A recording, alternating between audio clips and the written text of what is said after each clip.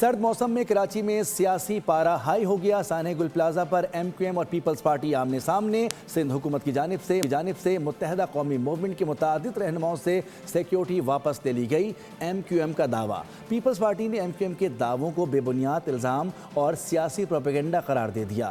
مصطفیٰ کمال سندھ حکومت پر خوب گرجے برسے۔ ایک بار پھر کراچی کو وفاق کا حصہ بنانے کا مطالبہ دہرا دیا۔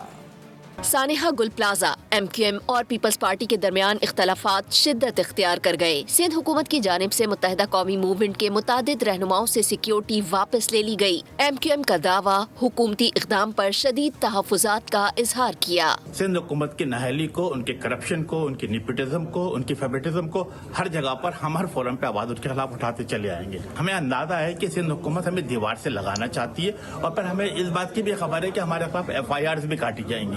کراچی کے مسائل پر بات کرنا جرم بن گیا ہے۔ مصطفیٰ کمال سندھ حکومت پر خوب گرجے برسے۔ ایک بار پھر کراچی کو وفاق کا حصہ بنانے کا مطالبہ دہرا دیا۔ یہ حکومت یہ ناکام ہو گئی، ہمارے اس بات کی تائید ہوتی ہے اور وہ اس قابل نہیں ہے کہ وہ کراچی جیسے پوٹینشیل شہر کی حکمرانی اپنے پاس رکھ سکے اور اس کو 18ویں ترمیم کو جو ہے وہ ختم کی جائے۔ کراچی جیسے شہر کو وفاق کو صرف اور اپنے کنٹرول میں لے کر اس کو فائنینشیل کیپٹل ڈکلیئر کر دینا چاہیے۔ اس کے لیے کوئی آئین سازی کی ضرورت نہیں ہے۔ ایم کیو ایم رہنماؤں سے سیکیورٹی واپس لینے کا معاملہ سندھ اسمبلی پہنچ گیا۔ اپوزیشن نے ایوان میں شدید احتجاج کیا۔ اپوزیشن لیڈر علی خورشیدی نے سندھ حکومت کو آڑے ہاتھوں لیا۔ کہا کہ آپ کچھ کر لیں، حکومت کی نااہلی اور نکمے پن کو بے نقاب کرتے رہیں گے۔